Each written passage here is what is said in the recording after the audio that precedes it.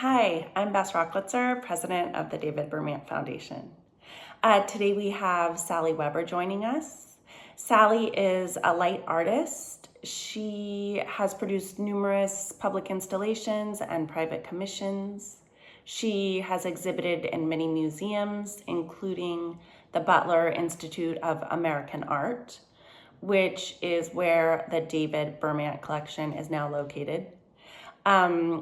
Our presentation with Sally today is special because Sally is actually our first guest whose works are included in the David Bermant collection.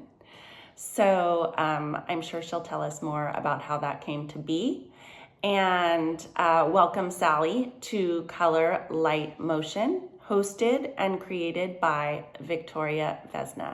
Thank you, Beth, so much. This is such a delightful gathering. I'm excited to have Sally be our sixth artist. And I have to say, personally, it's one of the pieces in the collection that has truly inspired me, that lives up to time, and that really represents the merging of art and science in a beautiful, poetic way. Just a little bit about Sally for those of you who are not familiar with her work. She is based in Oakland, and she got her master in science and visual studies at the famous Center for Advanced Visual Studies at MIT, where she trained with Otto Piene, who's also in the collection. And he was the director and also one of the founders of the famous group Zero. What an amazing person to be mentored by. Her light work is inspired and deals with holography, video, dimensional photography, laser, and she really focuses on the essential natural forces and the patterns, the interconnectivity, and has produced many, many installations, as Bess mentioned. So we're just such fans. Welcome, Sally.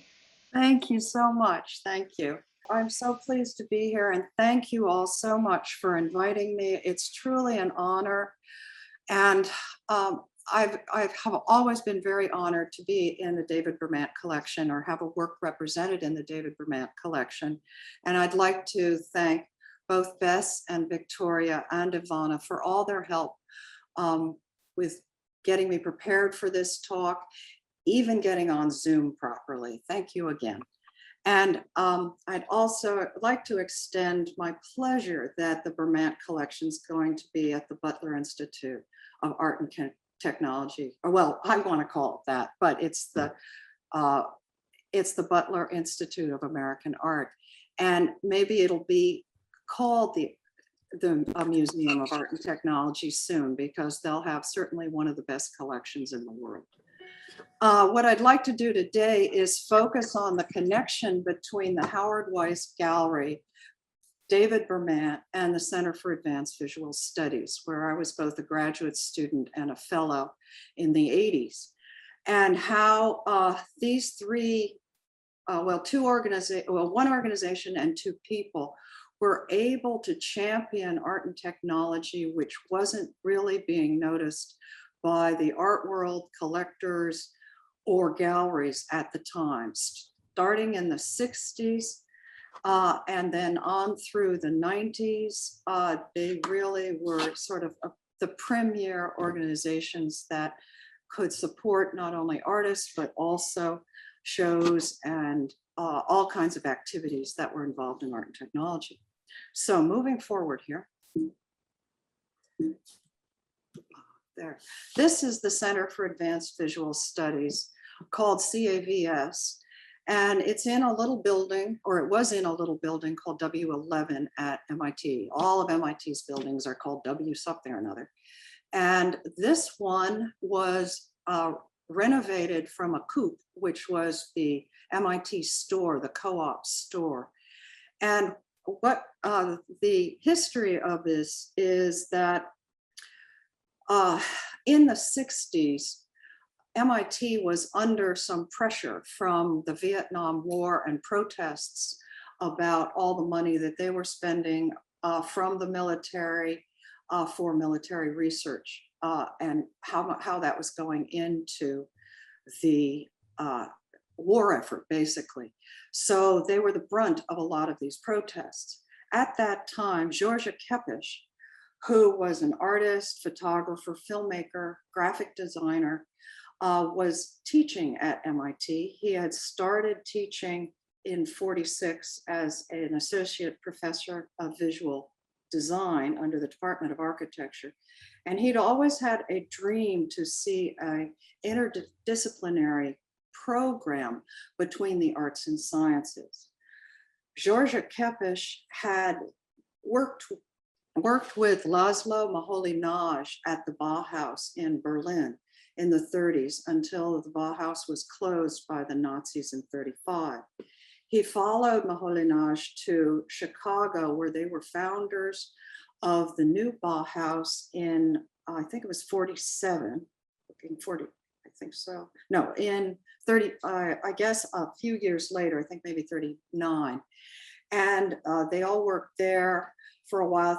I think Gropius was there as well. Then in '46, Kepes came east to Cambridge and joined MIT. At the time, MIT might have been, shall we say, influenced because they were on the hot seat, so to speak, and liked the idea of adding some more arts or humanities to MIT curriculum to somewhat appease all the negative press that they were getting about the military funding. And so Kepes was able to lobby the administration to start a new center for the study of arts and sciences. At the time, he also was able to get funding to renovate this small building into 5 artist studios. You can see the skylights up on the roof. The idea was to bring fellows who were eminent artists working with science and technologies of various sorts to the center in order to do their own work, do some research, do collaborative projects, publications, and conferences. Coming out of the Bauhaus, Kepes very much had that idea in mind of continuing those kind of integrative studies, work, cross-discipline approaches to not only life, but to one's work.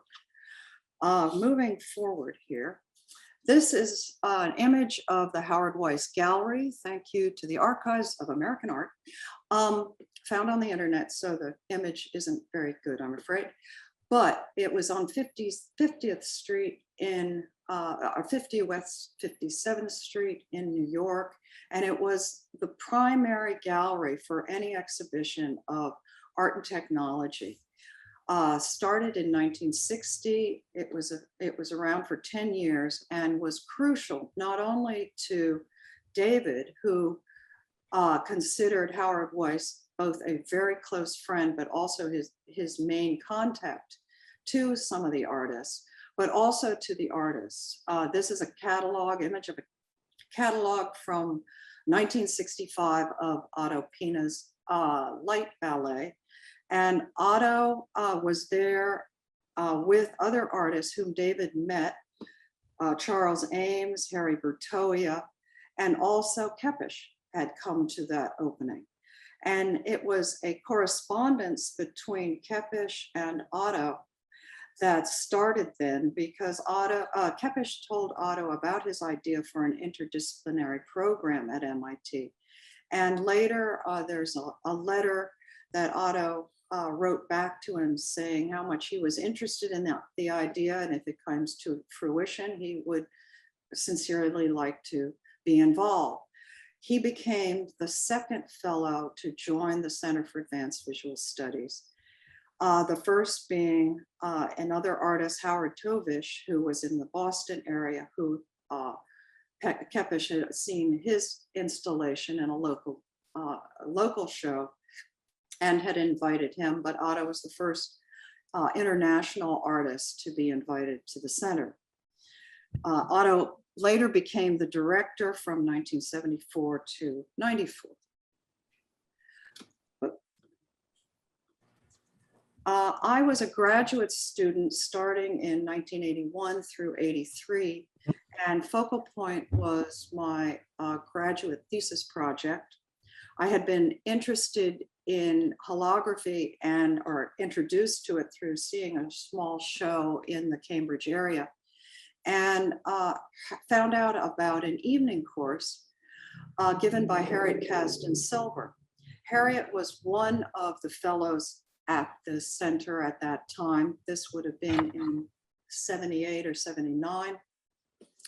And she was one of only 3 artists working in holography. All 3 were women, because very few places had lasers. Lasers were only available in laboratories or companies that worked with light. And so Harriet was able to work with Steve Benton at Polaroid, Friedrich Harrison at Brown University, and a few other, Henrik Gerritsen, I'm sorry, at Brown University, and a few other scientists in order to make holograms. Nobody had access to these instruments, which are crucial for making a hologram. And so I took her course and then ended up working with her for a year or more before I decided to apply as a graduate student. I was interested in solar installations, not making small images. At the time, a lot of the imagery was limited to about an 8x10 scale.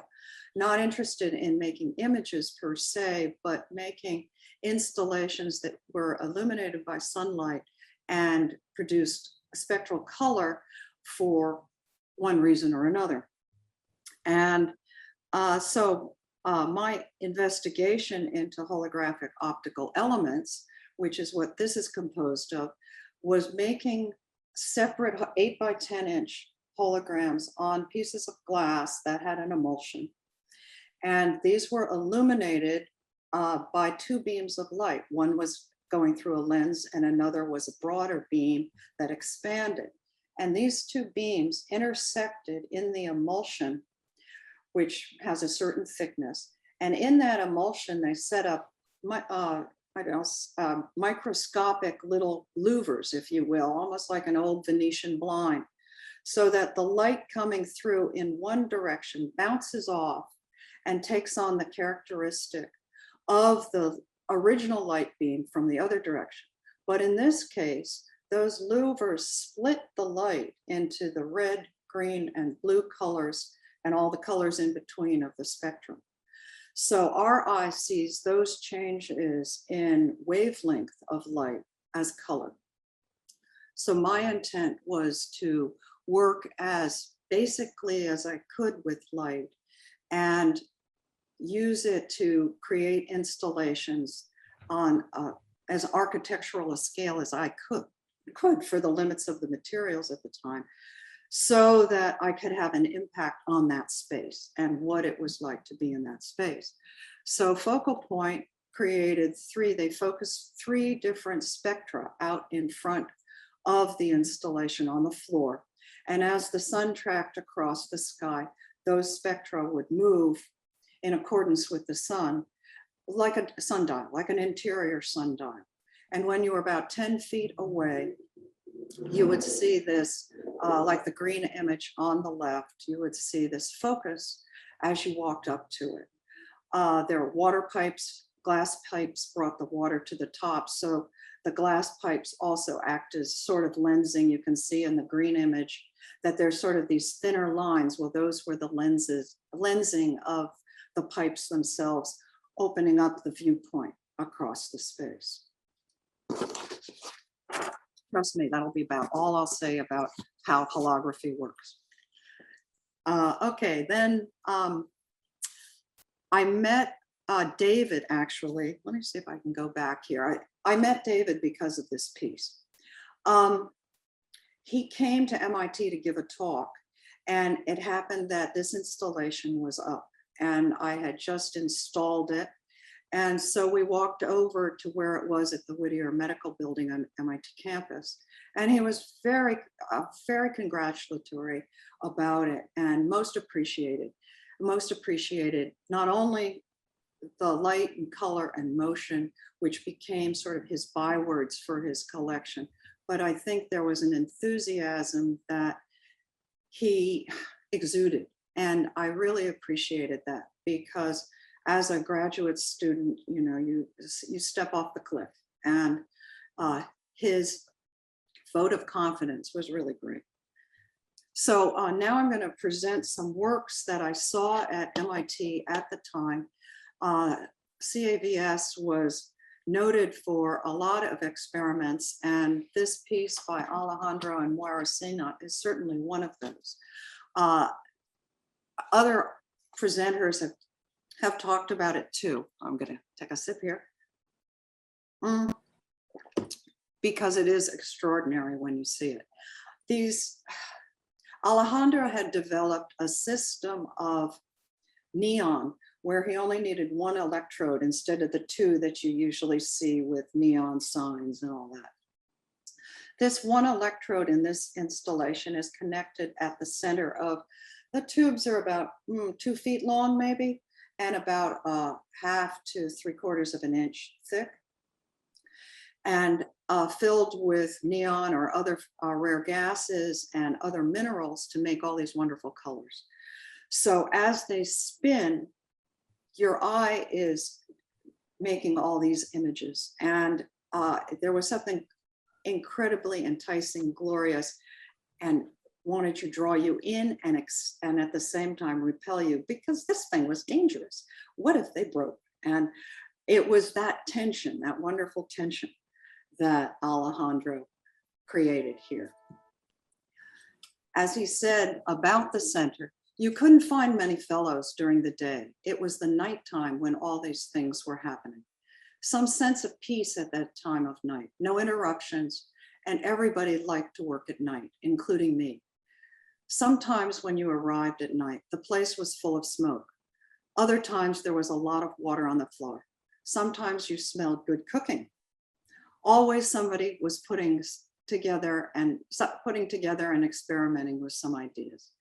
This stimulated the imagination, and for me, these were the golden years of influence and interaction at CAVS. Now it seems like a dream. I'm going to show you short videos from each of these pieces because so much of the collection involves motion. And I'd like to thank Ann Niemitz for her work on archiving, video archiving this collection, and accept her thanks and letting me use it. And as I say, they're shortened up excerpts, so if you'd like to see more, please go to the site for that.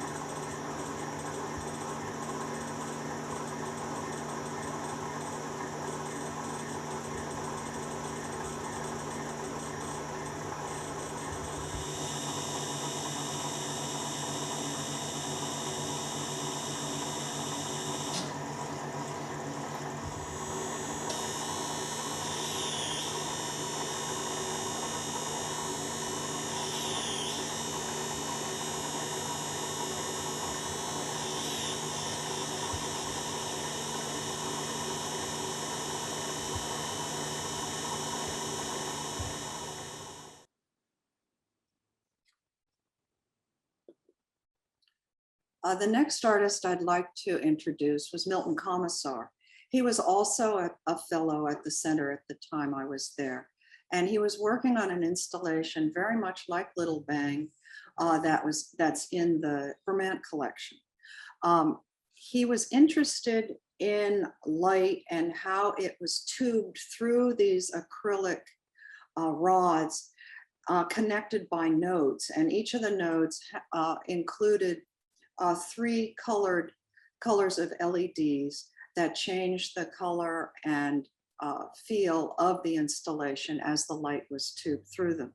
He developed his own computer-controlled system for changing the colors, and which at the time was quite novel because there weren't, of course, any programs for doing this per se. And so he developed all the software, hardware, etc., that was needed, and was especially appreciative of David when David purchased, I think, one or two of his works. And I think the Butler has a work of his as well. And now they certainly have this one. He stated that there is a compositional integrity to each piece. The shape and movement of light form the story. Just as one sits quietly listening to a musical composition, so one can sit quietly and look at a programmed light piece. He thought of all of his works in terms of orchestration.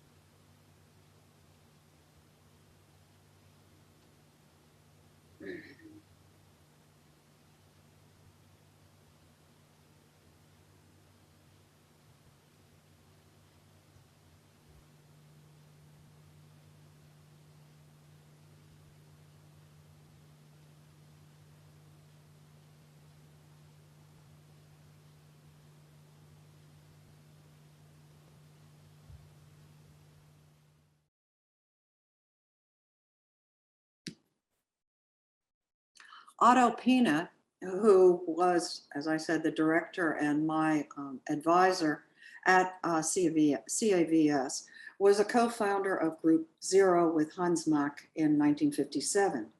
He must have moved to New York in the early 60s and began exhibiting with the Howard Weiss Gallery.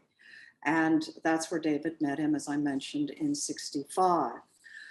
David commissioned this work, Light Ballet 1, from Otto after seeing I guess a similar work in Howard Weiss's living room.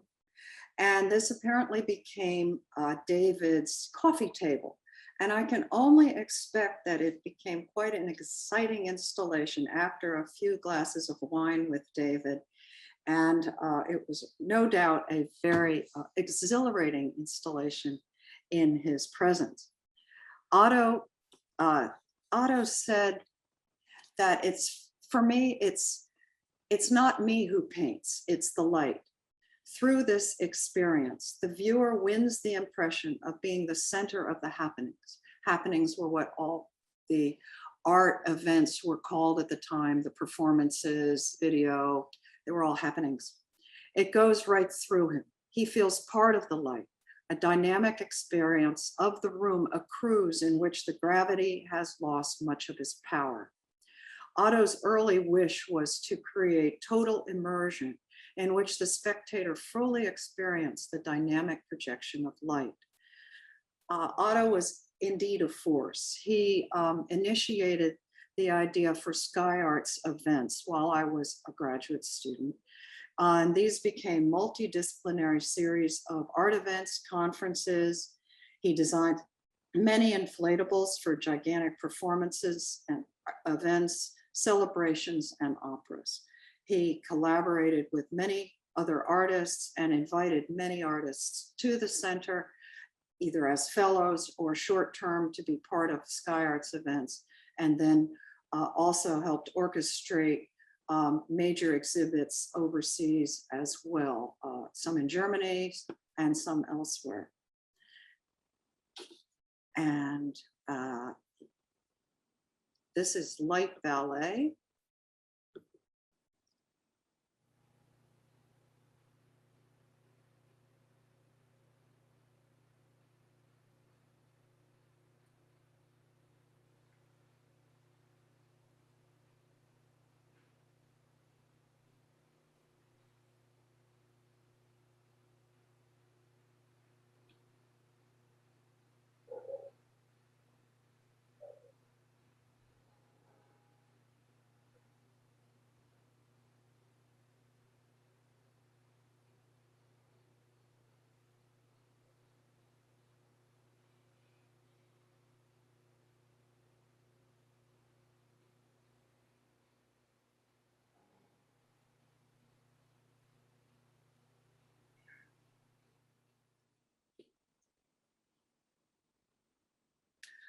Otto had experienced, was in World War II as a teenager an anti-aircraft assistant. He dreamed of a better world in which freedom allows us to conquer the sky, float through space, live the grand game of light and space without being chased by fear and mistrust.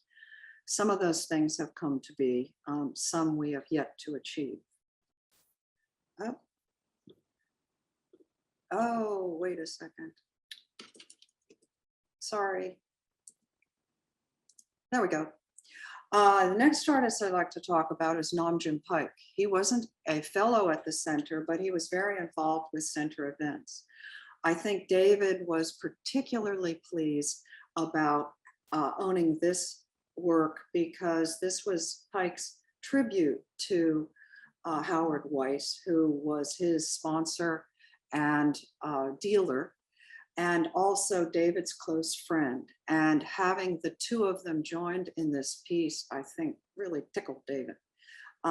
There's a lot of personal mementos on this desk representing David at the gallery, his personal Rolodex, and apparently there's a check, I didn't see this, but a check somewhere for $1 million, unsigned, $1 million written to Paik, but unsigned.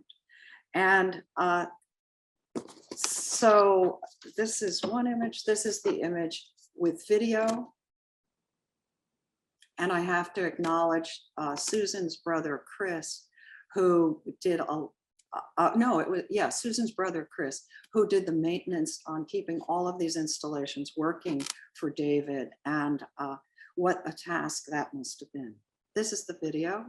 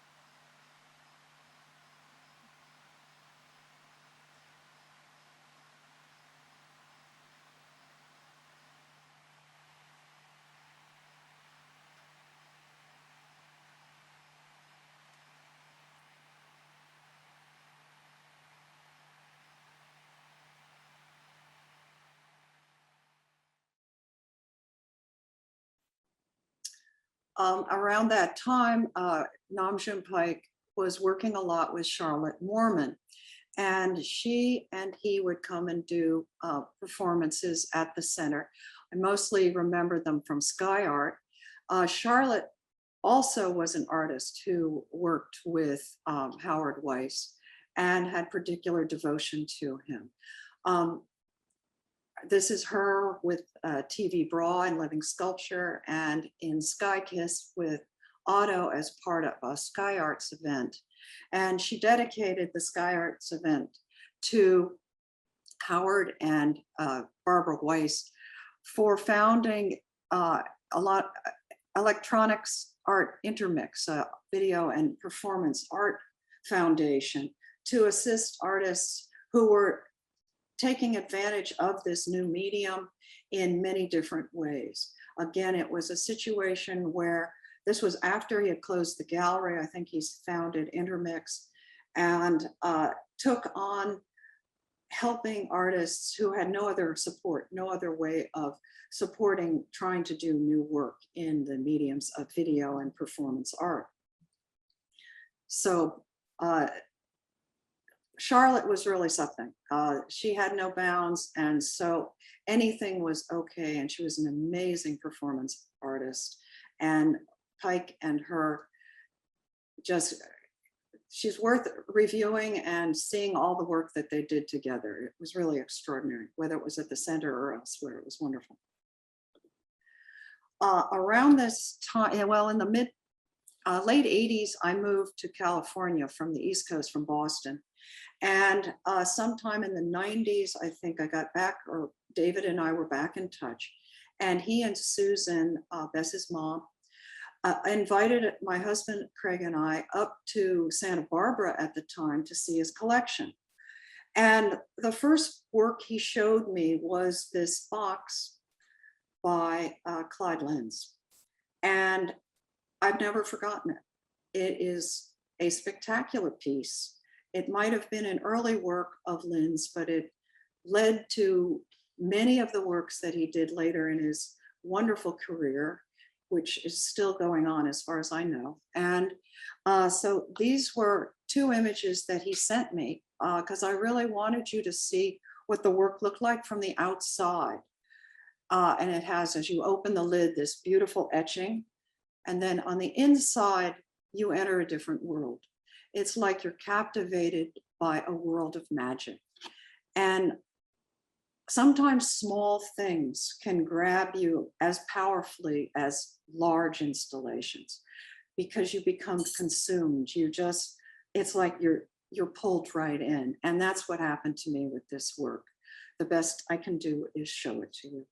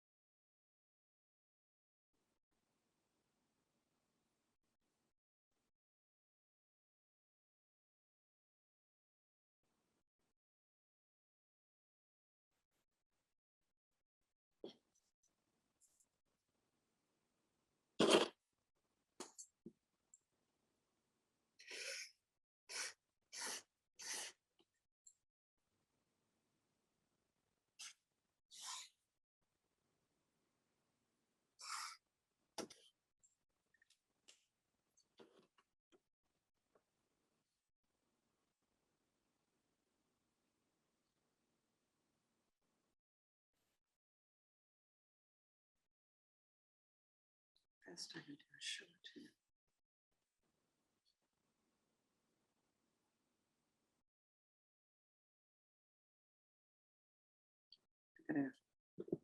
Whoop. No, no, no, no, no, no, no, no, no, no. I'm going back here for a second because I just want to note that the fiber optics that you see is the star field in the front. It becomes monumental in Clyde's later work that he has in the collection. These steles and even the memorial for David incorporate fiber optics into beautiful patterns, scripts, and designs across eventually monumental works. The little left-hand image probably grabbed me so much because it was so much like holography that I was interested in at the time, but also like Lumias. And there's a wonderful Lumia in the collection that was done in the 20s and the precedent for all of light installations that would come later. And the other side work, I can't remember well enough, but the whole piece is a jewel to me and looking like a jewel box, but it was that the transformation took you somewhere else.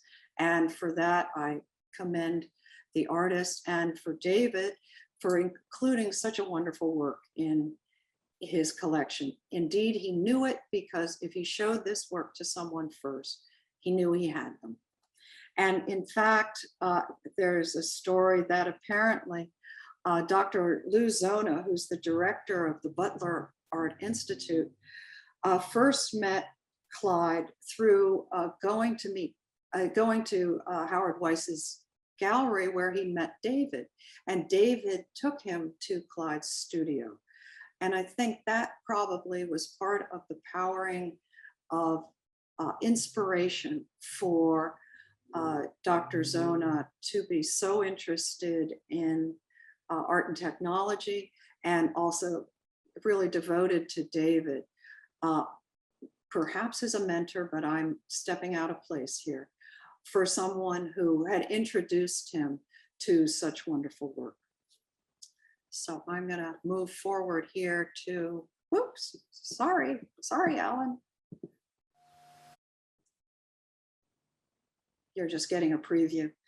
These are other artists who are either connected at MIT, connected to MIT, or at the center. And I was really impressed when I came to see David's collection and recognized their work, and just happy to know that this work had come to be in the collection. Alan Rath was an engineering student, but I believe he worked with some of the other artists at the center. And I think David must have really loved his work for its humor and ingenuity, as you'll see in the video. All of Alan's work has this, has a joy in it, and has a lovely sort of twist. And I was very happy to see his last show here at Hausfeld Gallery. It was in 2019 and had a broad collection. And it was great to see him and see the whole show at that time.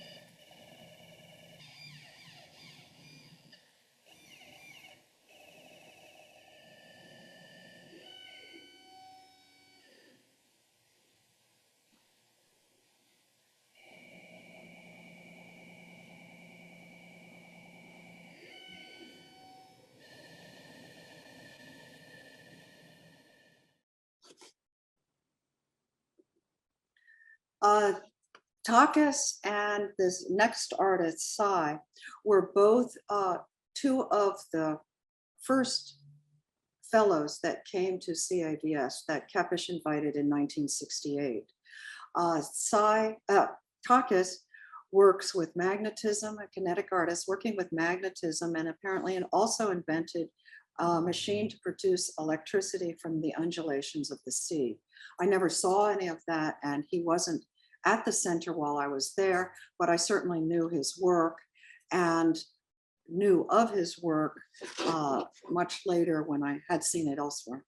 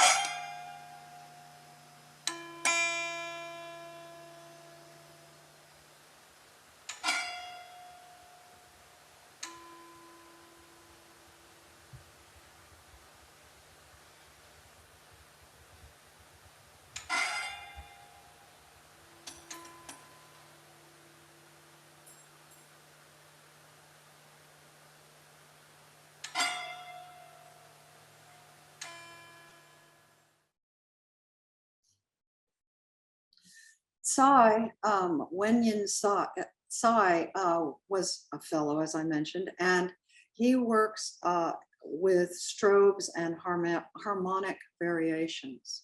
As he says here, the rods vibrate in a constant harmonic motion while the pulse rate of the strobe light changes by audio feedback from the viewer. When he whistles or claps his hands, the vibrations of the rods seem to change from gentle undulations to rapid rhythms. All these installations always had such there was a gentleness to them. There was dynamic, but a gentleness to them. It was taking a type of technology and using it to engage and pull you in warmly is the best way I can put it. I don't know if that makes sense, but here we go.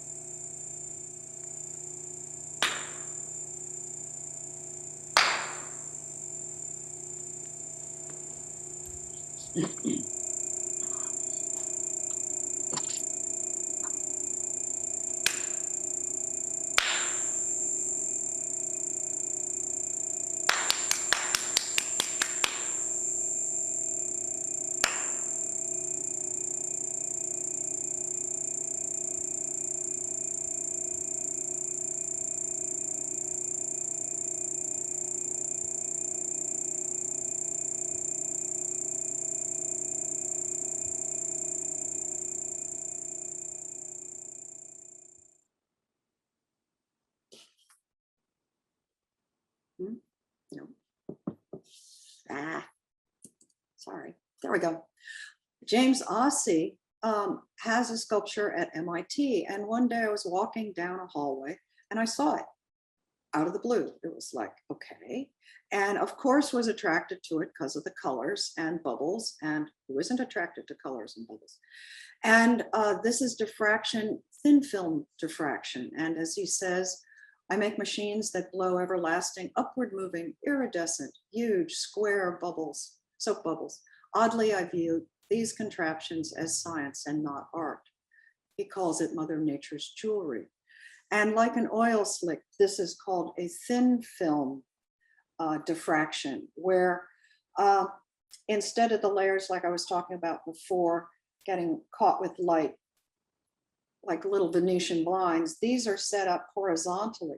So as the bubble gets older and older, they get thinner and thinner and they lose their color and become transparent or black right before they burst. So apparently David loved this installation. And I have a wonderful quote from James, which I'll read you, that endeared him forever to David as well. He had just visited David, and I thought MIT might be interested. So I approached the Institute a few days after meeting David for the first time. MIT asked, how much? I answered, $30,000. They said, can you get matching funds? I asked David, and immediately he said, sure. He gave me $15,000. That was in 1980. This shows an extraordinary side of David and his generosity to what he believed in. It was purely incredible to be asking somebody for that kind of money at that time, when there were so few patrons and so little support that was available for this kind of work. So this is the installation. And then he goes on to say, I have one of my installations in the lobby of the physics building ever since at MIT.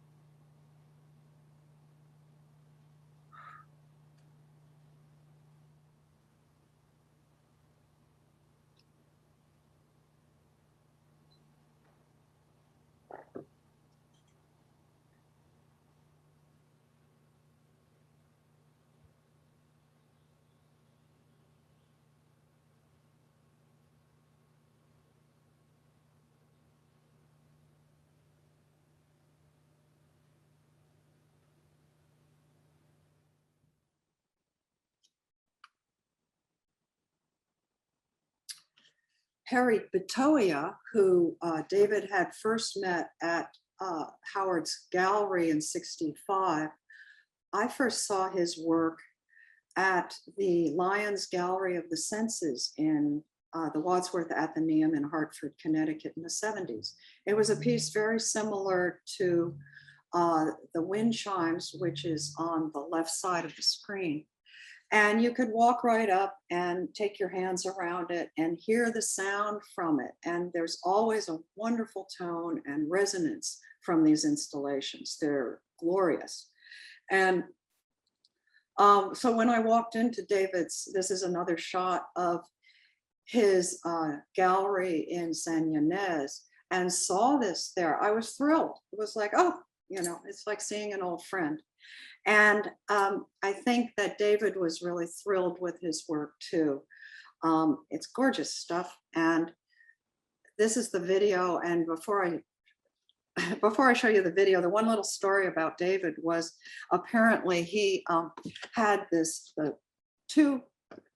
smaller sculpture in his office at work. And when he needed his secretary, I guess from an adjoining office, he would ring her with this.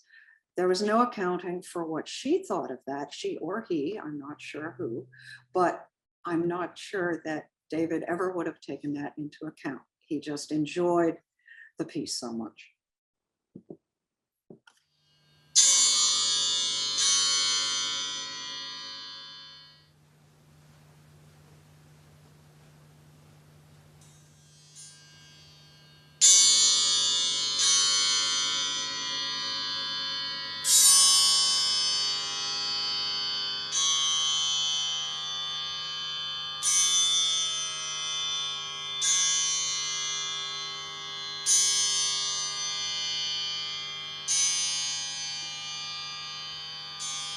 Oh dear, am I getting everything?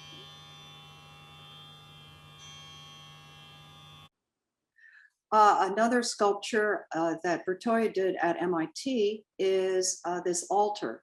He worked with Eero Saarinen, and Saarinen had designed the Kresge Auditorium, which is the round building on the left in the small photo down on the right side, the circular building, and also the domed building that you see further away, which is called Kresge Auditorium. And this chapel is gorgeous because there's a moat out around the outside of it. And so sunlight comes in and bounces from the water outside up onto undulating walls on the inside of this round chapel. And it's just exquisite. And of course, the light coming down from the skylight on Bertoia's screen.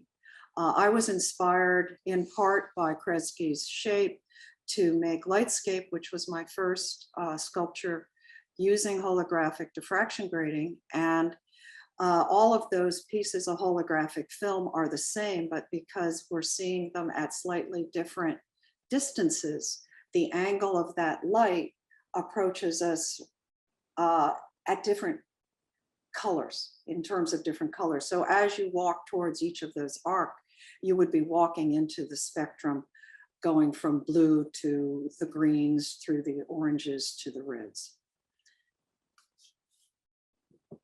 Oh, and here we are. This is Threshold of a Singularity, a memorial. This is my installation in David's collection.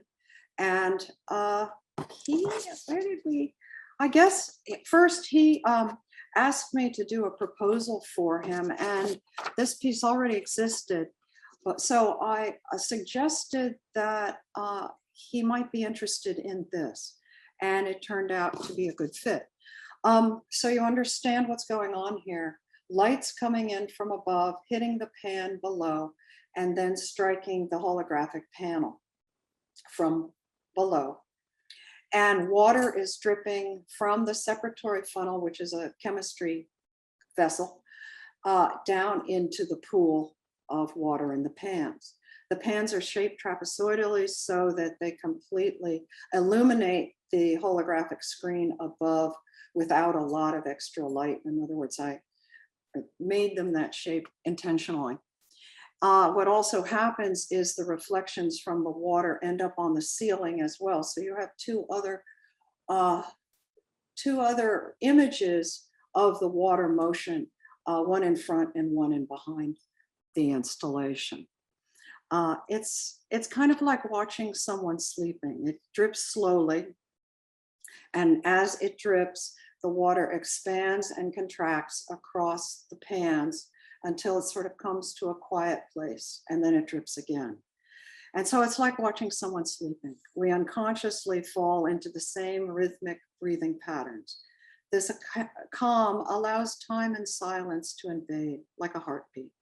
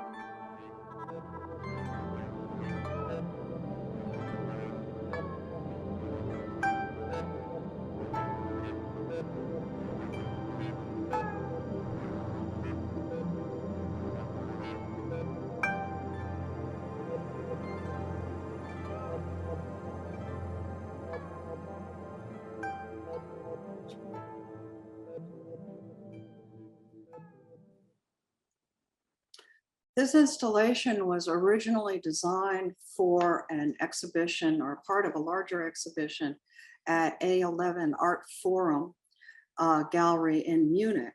And the artist's statement was, "Threshold of a singularity, a memorial, is an acknowledgement of life which is held delicately between our birth and death and the limits of our rational understanding of time and space.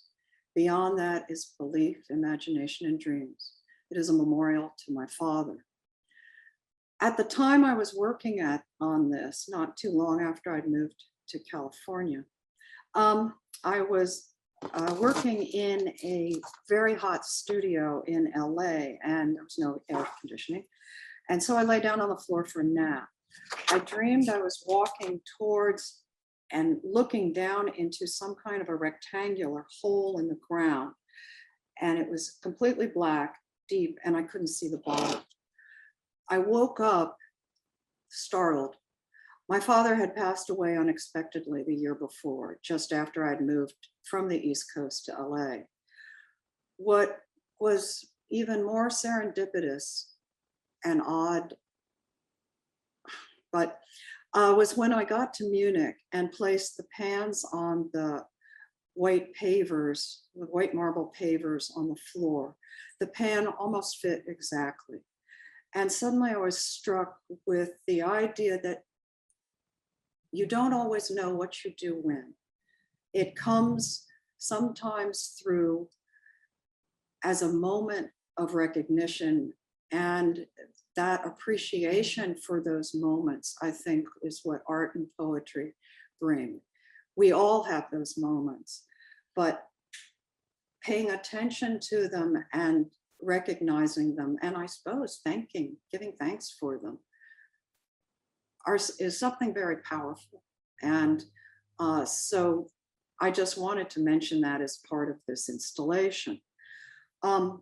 I'm also going to go into a little bit more about a couple other installations at that time, still working with holography, that came out of an interest that my husband and I got into in astronomy. I became very interested in what are called accretion disks, these spinning things around black holes and pulsars and quasars and in the center of galaxies and you name it. And they seem to have these jets that expand out from them, from what could be the pulsar itself or the black hole. And in the 70s, we didn't know much about them. And I remember seeing a very early Crab Nebula image. And it was just sort of this little fuzzy thing. And I thought, how weird. Because at that time, I'd made a small sculpture of a disc with a rod going through it. And I had no idea where that was coming from or what that was about. And so again, there was this sense of recognition. And so I started just watching what these works were, what was going on with astronomy. And these are contemporary pictures, fabulous pictures. The accretion disk on black hole from N87 was just taken in 2019 after, I think, 20 years of working towards that. The Crab Nebula pulsar down in the bottom is 2 overlaid images from the Hubble as well as the Chandra. And the Centauri A is exquisite image. I mean, this is real stuff. And to me, these became emblems of the event horizon and the power of that and threshold of a singularity. The singularity is the black hole. The singularity is another name for that place where everything disappears. And for me, that event horizon or the threshold of that singularity was what the piece was named for. But that's not to say that's what everyone else feels. That I think what's so powerful about art is that the observer brings their experience and what they feel to a work, and that's the conversation. And in this case, I'm just adding a little tiny bit of my conversation with myself because people were curious. So this isn't the end all. What you think isn't important. But to me, these images suggested the crucible of, if you will, life, the crucible of matter, when plasma is pulled into a core and then spewed out again to restart, to transform and regenerate throughout the universe. Somehow that is what Hagen was talking about as us being stardust. It's those things are what makes us connected, even if we don't know them. They somehow haunt our unconscious as well. So, oops, once again, she jumps. This is alignment, which was made 2 years before, completed 2 years before threshold. And it's a single hologram. These are 3 views of the same work. It's a 7-foot structure with one single hologram that's in a curved cast acrylic sculpture piece. And it focuses 3 lines of color about 5 or 6 feet out in front of the structure. So the image on the left shows you those 3 lines of color. As you walk towards it and aligned with it, those colors mix sort of to white light and all the different color variations. And then as you walk into that line of focus, that focus is literally drawn right on you. And as you move from side to side, the picture on the right just gives you the idea of these fans of light moving across the inside of that curved surface. You are within that sculpture. And like Otto said, trying to give the idea that we are in light, that light is part of us. We swim in light all the time, we just don't see it. Light isn't just the stuff bouncing off walls, we are in it. Photons are right here. And the idea at dawn and at dusk, when it's that sort of crinkly kind of quality, those are photons. When you can't really make them out, those little specks of sparkle, those are photons. We can see photons, and it's all around us. This was the magnificence of working with light. and seeing laser light jumping around on a holographic table. Sometimes they were metal, sometimes they were sand, sometimes they might have been a big stone. But bouncing that light around between optics and putting a piece of film in and capturing something and looking at it and having it to be, if it was an image made out of light, was the magic of this field at this particular time. It was, as Alejandro said, there was a golden time. There always is in media. It's the time when the materials, the technology, the visions all come together at once. Then it moves on. And I think that's what's happening now with immersive ideas of bringing large-scale installations to artists and to environments that can allow us to sort of sense this quality. This was Signature of the Source, was commissioned by the Osthaus Museum. The director then, Dr. Fier, had redone all the woodwork in this particular gallery and all over the museum because it had been destroyed badly during World War II, and they had lost the original art glass that was in the skylight above. He asked me to design something, and there was no other design for this as far as I was concerned. So I made 8 holograms, triangular shaped holograms in our lab at that time I was living in Ventura, California. And they were developed in Germany. It was a huge project. And they're illuminated by one light from up above in their attic.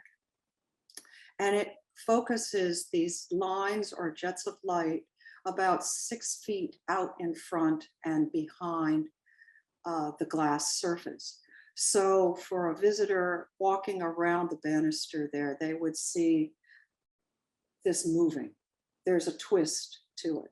So they would see that, jets moving. And this is the bottom image is looking up from this, through the opening from the first floor. It's a magnificent museum. If anyone's in Hagen or near Hagen,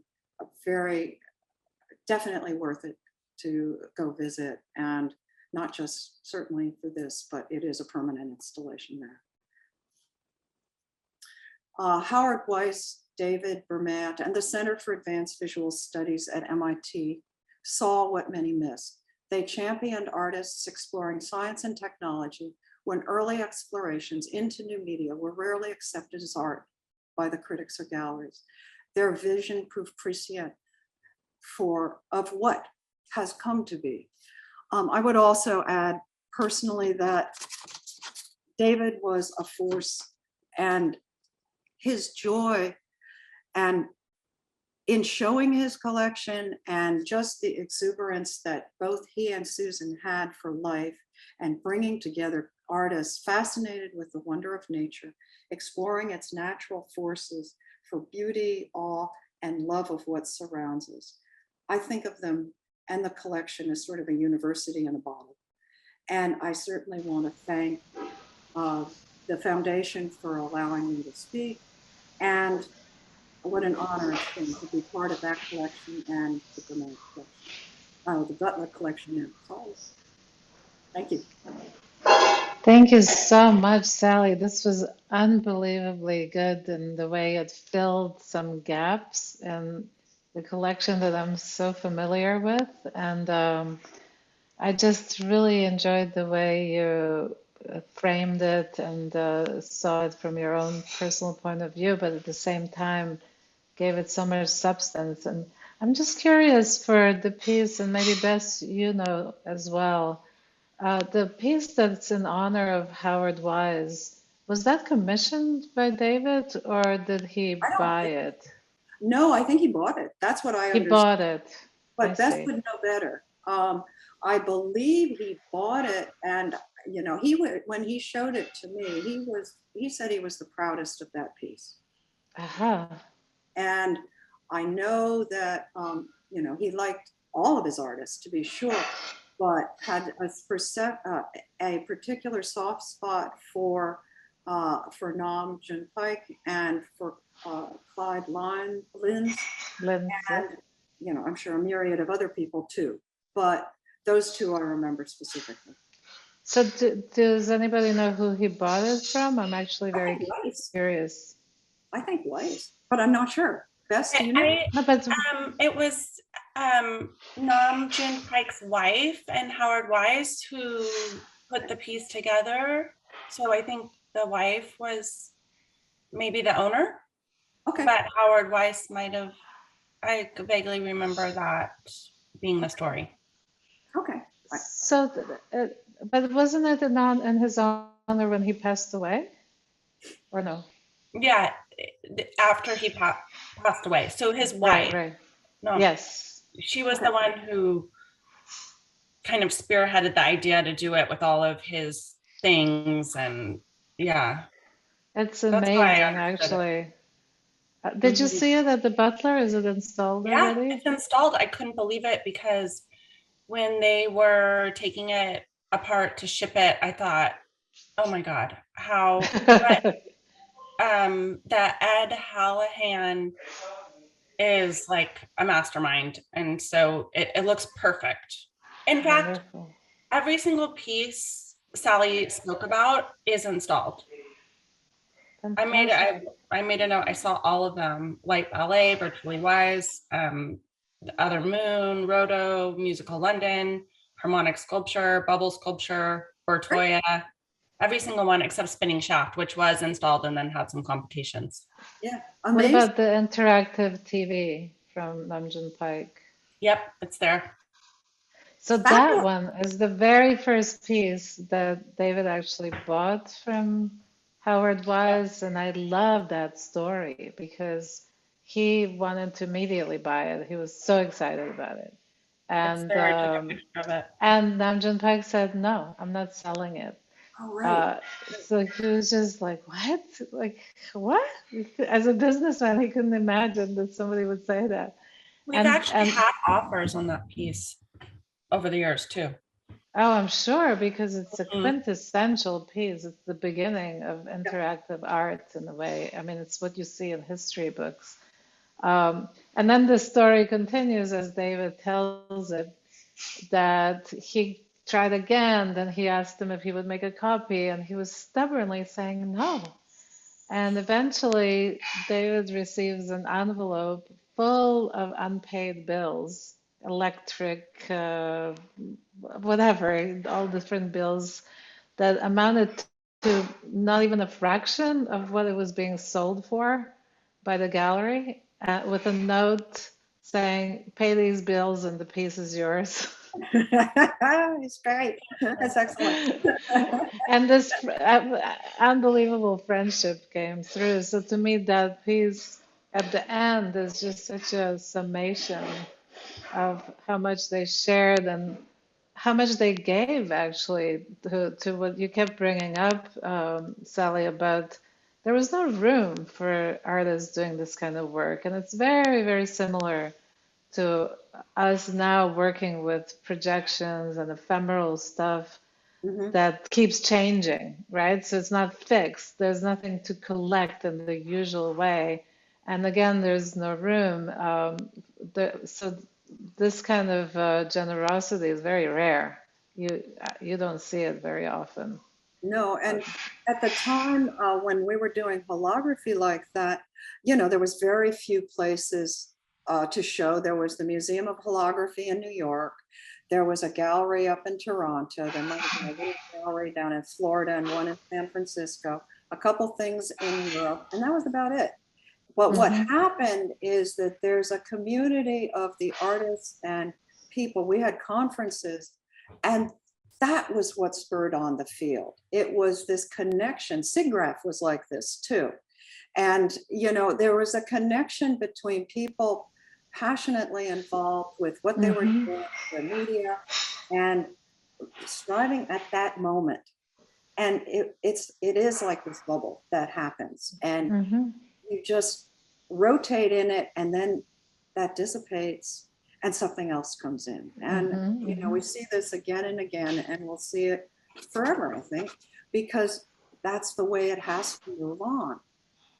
So I'm intrigued to see all the new work that's coming out now, because the variation of what we have and what we're capable of doing in computers with and lighting and all that is, zones beyond what we could have done then. And yet at the same time, it's the foundation. Oh, absolutely. And this is what I've always liked bringing my students to the collection who think they're doing something new. Not really. I mean, the technology has evolved, but the ideas and the striving for having light and interactivity and engaging the audience was exactly what was the foundation. And it's a lineage that once the students become aware of, you really understand that there is nothing new, really. It's just these ways of connecting and, like you say, bubbles of time, but they're not independent. It's not a separate bubble existing in its own kind of space. Yeah.